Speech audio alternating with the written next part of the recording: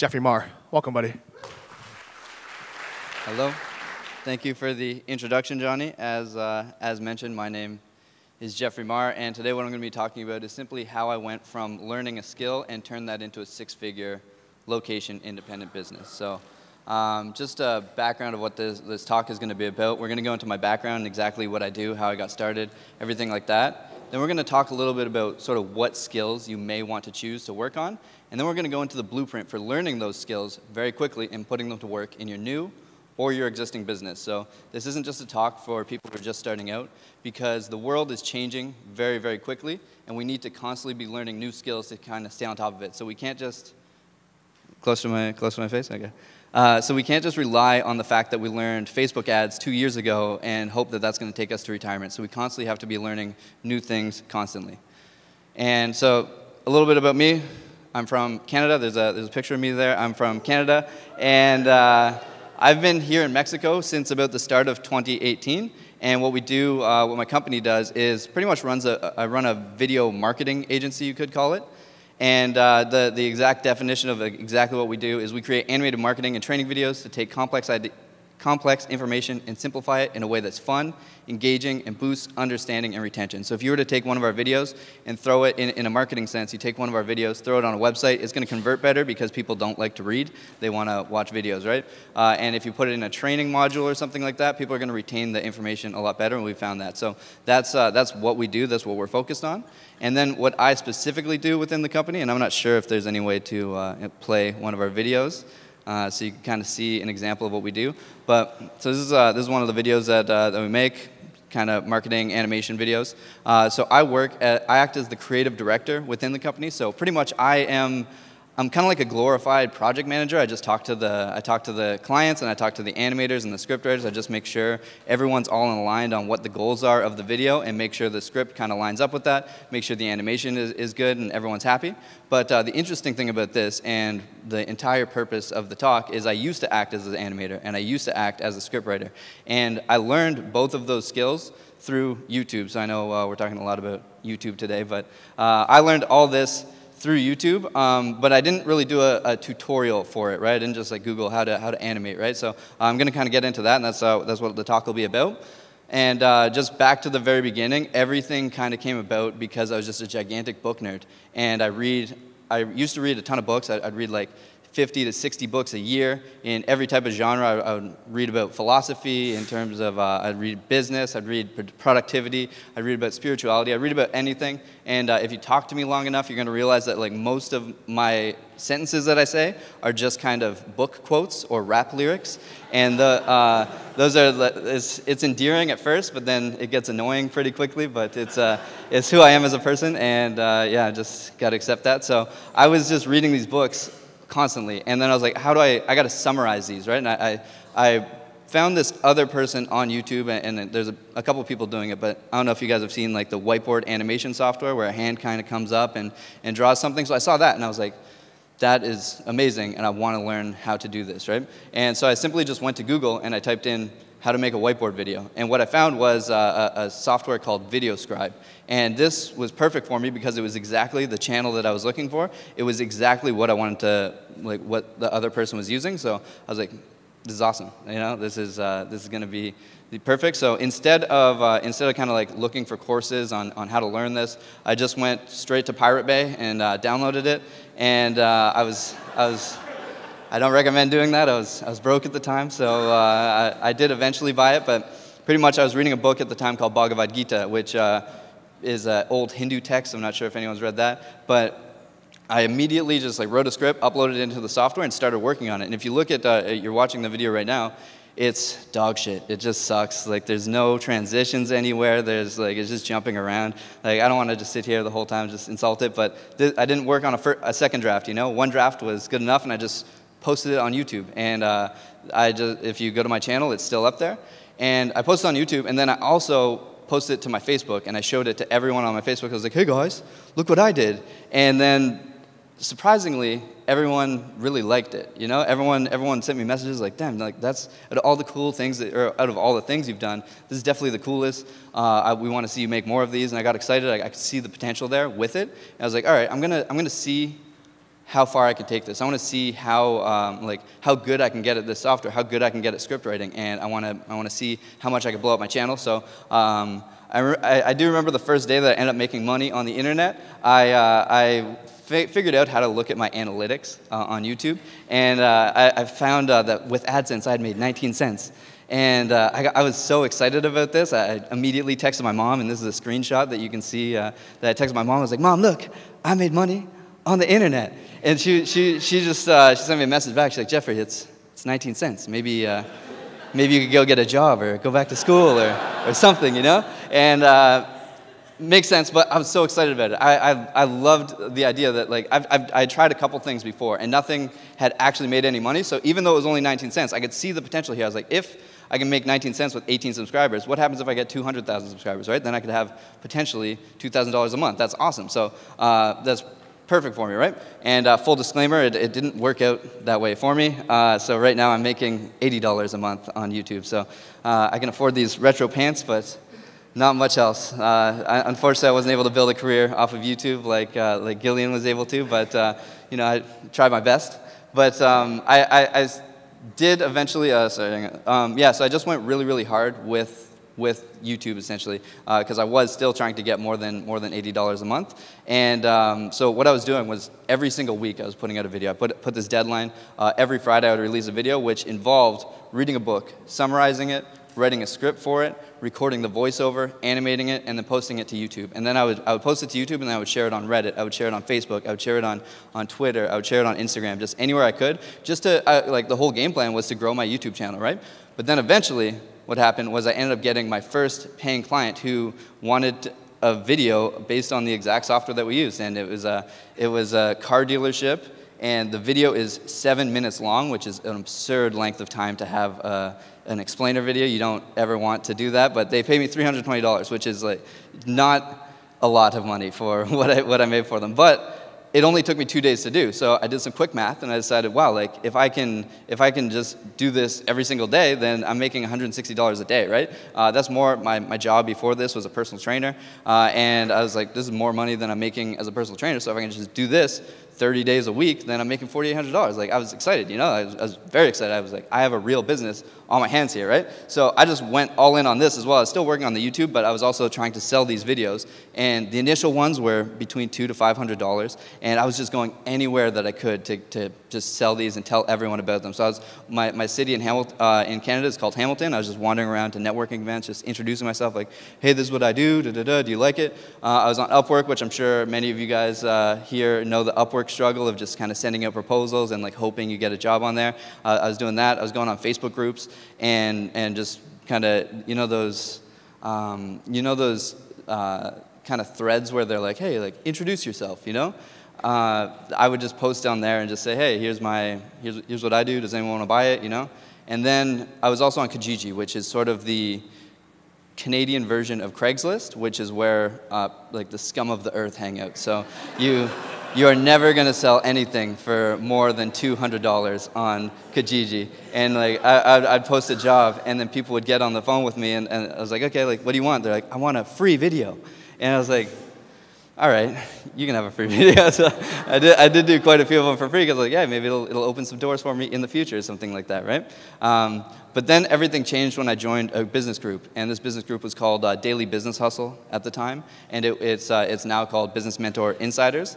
And essentially what they did was exactly what I was looking for. They provided me with an inbound Upwork funnel, which helped me kind of send out proposals in a proper way in order to get people on the phone and close them for higher ticket sales. So they were doing that, as well as they provided me kind of training for sales. So I would get on the phone, and then I would kind of screw up a lot, but I would be able to take those lessons and then go talk in the group and just say, hey, I screwed up here. What can I do to fix it? And they helped me really develop my sales skills through that. And then one thing that I noticed while going on Upwork is I had learned these two softwares, VideoScribe and GoAnimate, at the time, and I was just sending out proposals, trying to sell my videos with these things, but I just kept noticing that everyone wanted After Effects, and I didn't know how to make After Effects, but everyone wanted After Effects, which is a very complex animation software, and I really wanted to, I had to provide people what they wanted, right? So I was like, okay, I'm going to get After Effects, I'm going to learn After Effects, and what I did was I bought it this time, And I bought After Effects, and I spent about 2 weeks. I was just working really hard on it. I was like, okay, I gotta learn how to use After Effects. And pretty much I realized it's a lot harder than these other basic softwares that I originally did. And I was like, I'm smart enough to learn After Effects, but do I want to learn it? You know, so I kind of had to ask myself the question: do I want to be an animator? Is that really what I want to do, or do I want to run a business and actually build something that's scalable? Because if I'm animating everything, if I spend like 2 years learning After Effects really good, then I'm gonna have to slow down. I'm gonna have to pretty much like sell stuff for not as much money as I want to, just in order to like build my portfolio up, right? So I decided that I was gonna just run a business, and so I just ended up hiring 2 animators from Upwork, and I got really lucky because they're very good, and they're relatively cheap as well, and then they were handling all the animation. So all I was doing was just being the businessman, right? So I was working on my Upwork funnel. Of course, I was just kind of constantly sending out proposals there. And then as I got more money coming in, I saved up a little bit of money, and I started running Facebook ads, just experimenting with those. I was on LinkedIn. I was trying out a LinkedIn funnel. I was picking up the phone and cold calling people every day. And I was also, every time we closed a deal, I would be working on the copywriting, so I was still the lead copywriter in the company. And it was a grind. This was very difficult for me. This is me just starting out, and I was working very hard, and this is about 2017. I think I made about $25,000 in 2017, which isn't bad considering it's kind of like my side hustle that started from YouTube, right? So it wasn't bad, but I knew that I could be doing better. And towards the end of 2017, I could sort of start feeling things clicking for me. And after all the struggle and feeling like I wasn't enough on sales calls and just sort of practicing everything, I could feel things like kind of clicking into place. Like I wasn't fully there yet, but it got to the point where I was less like trying to force everything to happen, and I was able to kind of like see the entire environment and be like, okay, like I can actually make something. I can actually become a business person through this, right? And it started kind of like all clicking for me, and then everything came to a head in 2018 when I first moved to Cancun. So this is where we lived in Malecon, Americas. This is like right across the river outside of the hotel zone. Me and 2 other business buddies, we decided to start up a hustle house, which is, pretty much we just abandoned our families, we abandoned our responsibilities, and we just decided that we were going to spend 3 months staying in this hustle house, just working. We're going to set goals upon our arrival, and then we're just going to hold each other accountable, and we're just going to kill it. And that's pretty much what we did. We just worked really hard, and it worked out good because I was surrounded by other business people, and they were like, anytime I had a problem, they would kind of help me solve that problem.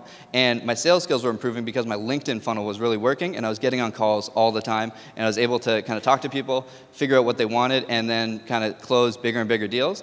And then while I was here in Mexico, I was able to, I found a client who ended up paying me about $7,000 to $10,000 every single month. So I was like, I made it. Like after 2 years, I did it. You know, that was like the amount of money that I really wanted to make, and I had other clients on top of that. So, but they were paying me.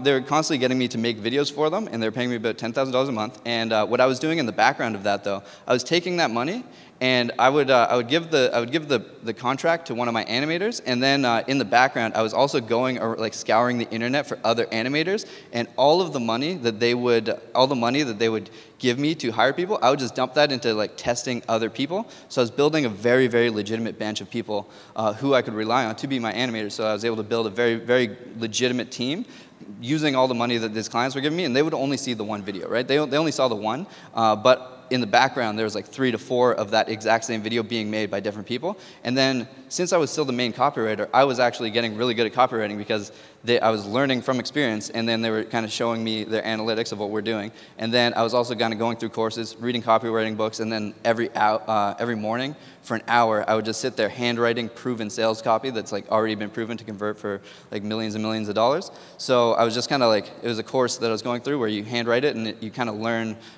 sort of what works, what doesn't work, things like that. So I was doing that, and that's pretty much like the story of how kind of everything came to be. It just started from YouTube, and that's pretty much, I just decided to, like, found the software, and I just decided to make everything by just testing it out, figuring it out. And yeah, it worked out pretty good. I'm hoping that next year when I talk to you guys, it'll be how to build a 7-figure business, so that's the goal. But right now we're doing 6 figures, so it's not too bad, but that's enough about me. We want to talk about you, and we want to talk about how you can develop skills that you can turn into a business and how you can quickly develop skills that you need in your existing business in case you have to make any kind of adjustments or anything like that. So really quick, this is going to be a long shot, but could I get a show of hands who knows who this guy is?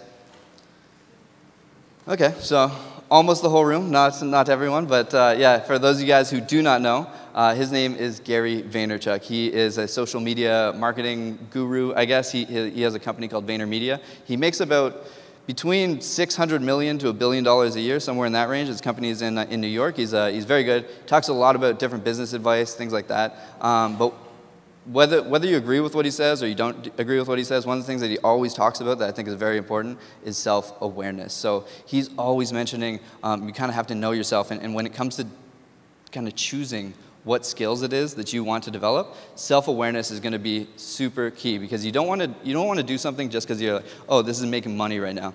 Here's what I can do to stack some cash in the meantime. You want to figure out what you're drawn to, because then it's going to be a lot more fulfilling of a skill set to learn. And then it's also going to be something that you're not going to really mind sitting there and making changes and kind of constantly grinding it out, right? So figuring out what you're drawn to is going to be super important. So one of the clues that you could have when you actually do sit down to do some work, when your hand sort of slowly gets pulled towards that open new tab button, and then you get out and you just don't do any of the work you're supposed to do.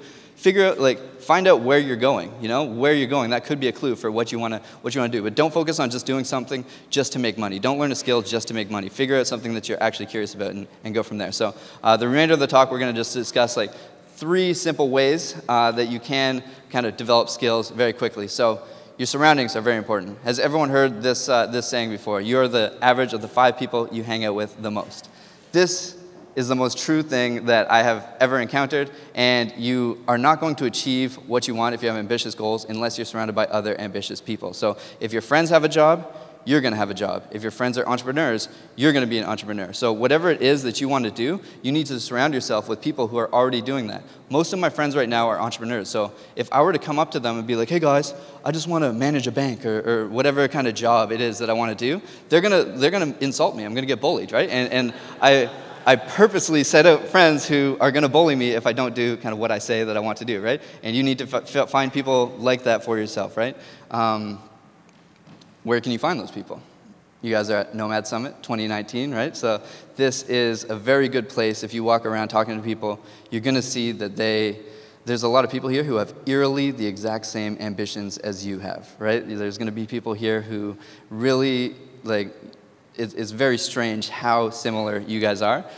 Find people that you have chemistry with here, and find people that you could potentially have a hustle house with or do something together where you guys aren't just leaving it here and you're just not going to meet each other once and then never talk to each other again. You want to be able to kind of continue doing something because you need to kind of consistently be around similar people. So whether it's just holding each other accountable, kind of having a weekly call or something like that, or starting a group where you could compete against each other. And competition is very key. We are competitive beings, and that's how we're going to take ourselves to the next level. So if you look at the snowboarder guy we have here, if you look at snowboarding right now, pretty much it's people going off of downhills and just hitting gigantic jumps, going hundreds of feet in the air, however high they go. It's crazy. They can do crazy backflips. They can grind down staircases. They can jump off cliffs and parachute.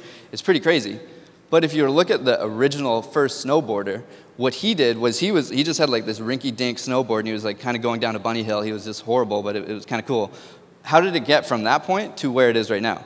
It was simply a bunch of people who are friends just being I bet you can't jump down that set of stairs.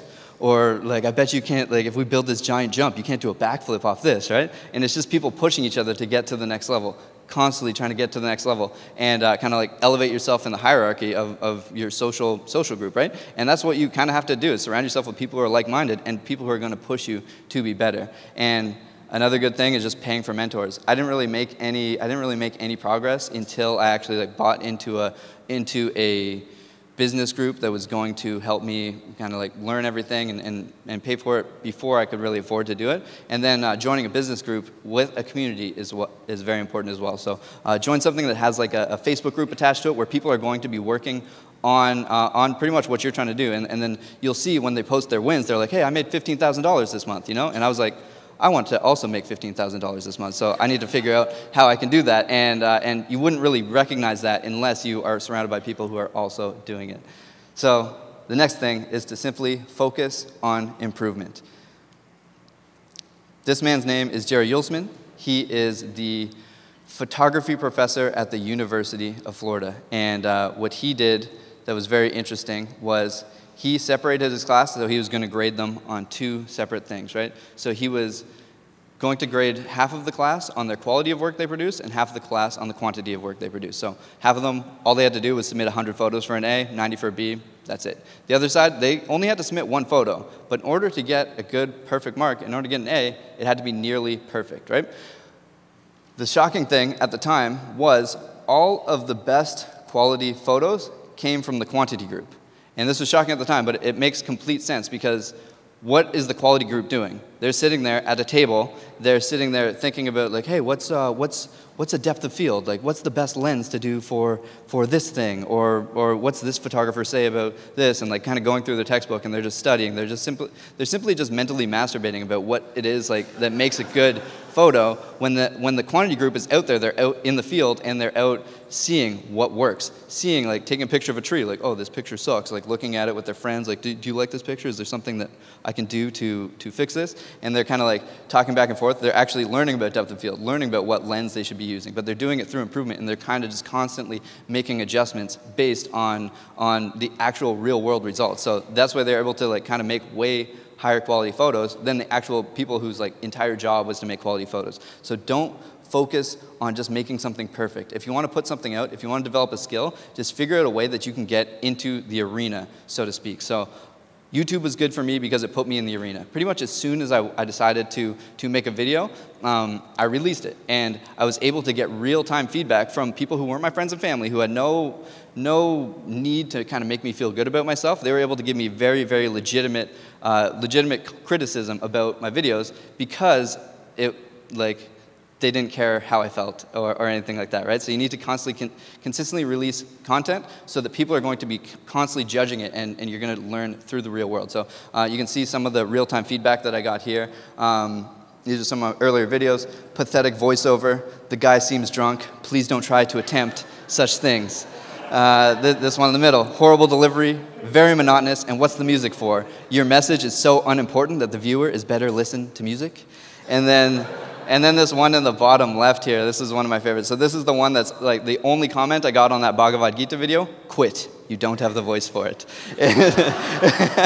So that's the only piece of content that I got. But I mean, it hurts to get, but what's the common theme here? My voice sucks. My voice is monotone. So I can say like, oh, I'm not going to make videos anymore, or I can take that and be like, oh, maybe I can figure out a way to either talk better and like work on my voice, try and make it as good as it can be, or I can just hire people to do my voiceover for me, right? And so it's very, very beneficial to kind of focus on putting your stuff out and letting people judge it so you can improve on it every single time. And the same goes for your business. Don't wait. If you're wanting to like take one of these skills and start a business with it, don't wait until you're like good enough. Just get in front of people and start figuring out what is it that they want? What is it that people will pay money for, right? You need to get into the trenches. You need to get into the arena, and you need to get real-world feedback immediately on your idea so that you know, okay, this is what people want, this is what people don't want, because there's so many avenues for success available. But you're not going to see it by sitting there like building business plans. You're not going to see it by like theorizing about what could happen, right? You need to talk to people. You need to kind of like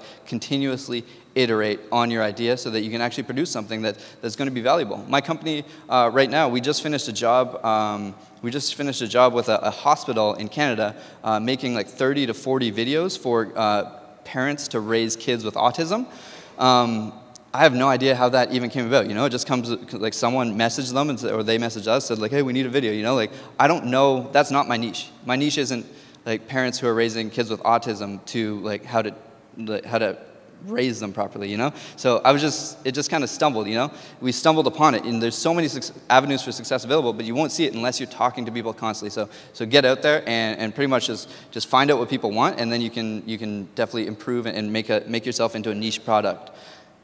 And then, again, here's a book quote. I told you guys that I talk in quotes a lot, but here's one from one of my favorite books, The Alchemist. When someone makes a decision, he's really diving into a strong current that will carry him to places he had never dreamed of when he first made the decision. So when you decide to work on this skill set, you never really know where it's going to take you. You can't possibly guess where whatever skill set you're developing is going to take you. So you just have to just accept that you're going to do it, and you're going to put it out there, and you're going to work on it, and then you don't know where you're going to end up with that. So this is something that's interesting from a guy named Ravi Kent. He runs AngelList, and he's worth $2.2 billion. This is from a Twitter storm that he made.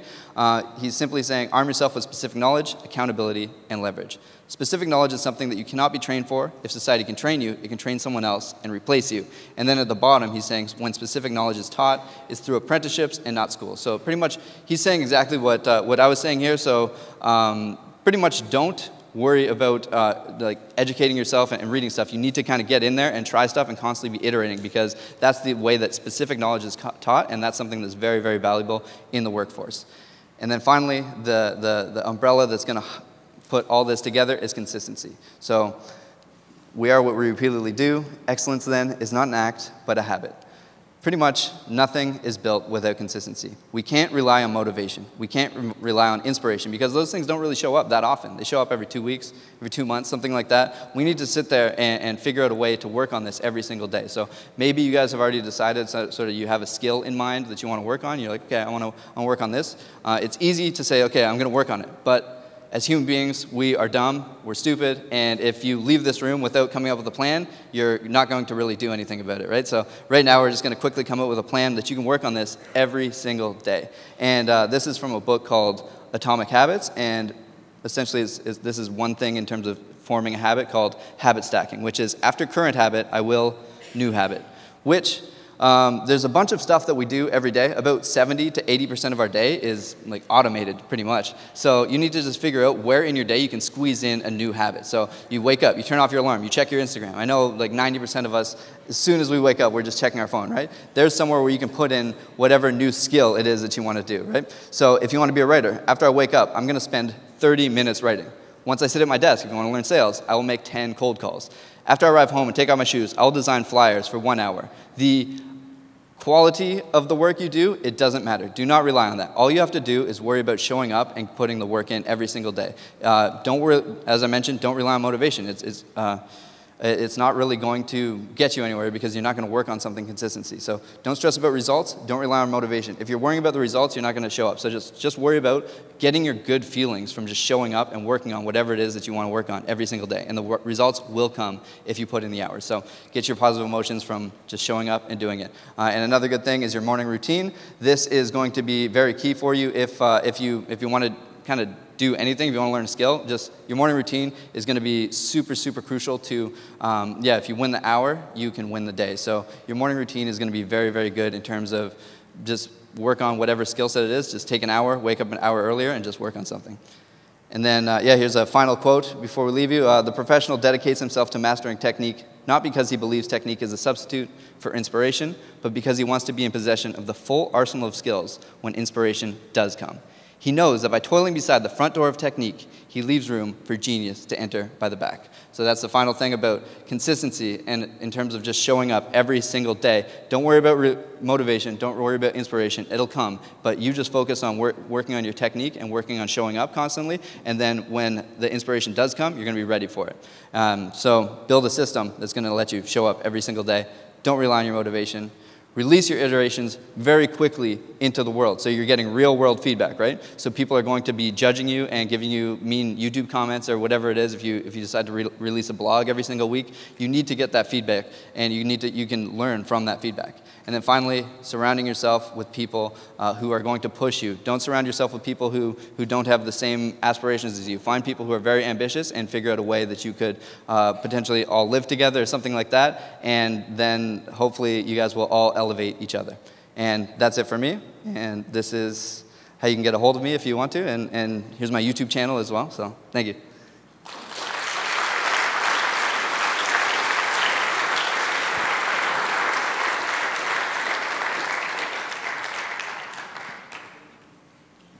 Hey, thanks for the talk. That was great. I'm curious if you have any specific recommendations for how you learned converting copywriting and just generally good copywriting for videos or websites.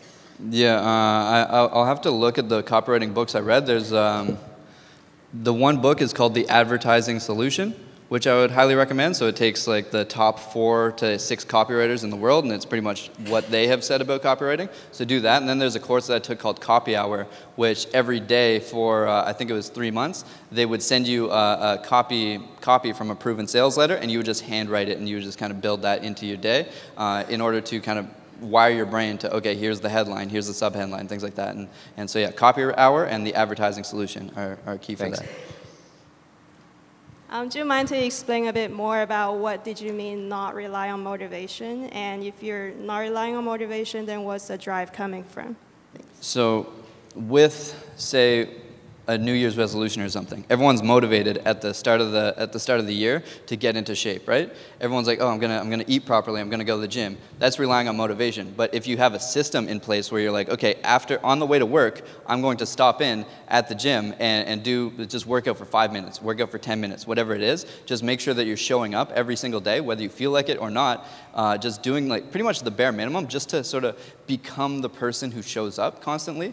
That's going to be much, much more effective than relying on motivation, because that comes and goes. You're not always going to be motivated to work out. You're not always going to be motivated to work on your skill set. But when you are motivated, that's a good time for you to choose kind of what your goals are and kind of set those in place, and then build a system around that so you're going to show up and actually get it done.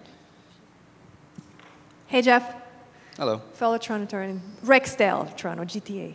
I have a question for you, actually. It's more of a mindset question. I know you mentioned a lot of books, which is great, and I can see that you've read a lot. Do you prefer reading over Audible? Why or why not? I prefer audio just because I'm kind of always moving around, and I just like to listen to books like when I'm doing stuff, like if I'm cleaning my house or if I'm cooking or whatever it is that I'm doing. I like to just listen to audio when I'm doing that. But then I also do listen to, or sort of like read books, and then I have stuff on my computer as well that I can read. So I'm usually reading like 3-4 books at a time. I don't prefer to read on my computer. I like to actually have a real book, which you can kind of sit down and build time in for your day for that. But overall, I like to digest my books through audio, because yeah, even if you can't really, if you don't retain as much information, it's better than listening to the radio. It's better than listening to music. It's better than, so you're still getting stuff from it, right? So I would recommend it. Hi there. I actually have the same kind of like book quote and rap lyric. My man. Habit, yeah. But I was wondering if you could elaborate a little bit more on your habit, maybe habit tracking. Because it's like if you add one and you're keeping one, how do you keep them all in line with, you know, trying to establish them so that they become daily routine kind of stuff? Yeah, so for the most part, all my stuff is done in the morning. And then after work, I pretty much just work on, I go to the gym, and then I would work on, say, my YouTube channel or something like that. So that's I pretty much just take the time from 9 to 5, I'm working on my business, and then I just try and squeeze in things in the morning and then in the evening if I can. And then even if you miss a couple days, it's no big deal because you're trying to do it every single day, right? But yeah, I like to wake up early. I meditate right away, and then I work on my YouTube, like just script writing for about an hour, and then I work on I just read about 15 minutes of a book in Spanish, or just learn a little bit about Spanish, and I do that every single day. But I wouldn't add too many habits in at a time. You want to just kind of focus on 1 or 2 at a time. And I don't really want to go entirely into habit. Like the habits could go for a long time, but a really key thing is just to simply pick one habit and then put an X on your calendar every single day that you do that. And then yeah, like Jerry Seinfeld said that he did that. He'd like put an X every time on his calendar every day that he wrote a joke, right? And then if you like, the goal is to not break the chain. You don't want to break the chain. And if you do, don't do it 2 days in a row, right? Because if you miss once, that's going to happen. That's no big deal. But if you miss twice, that's the start of a new habit forming. So just try to just kind of keep everything going and don't break the chain. Cool, thank you.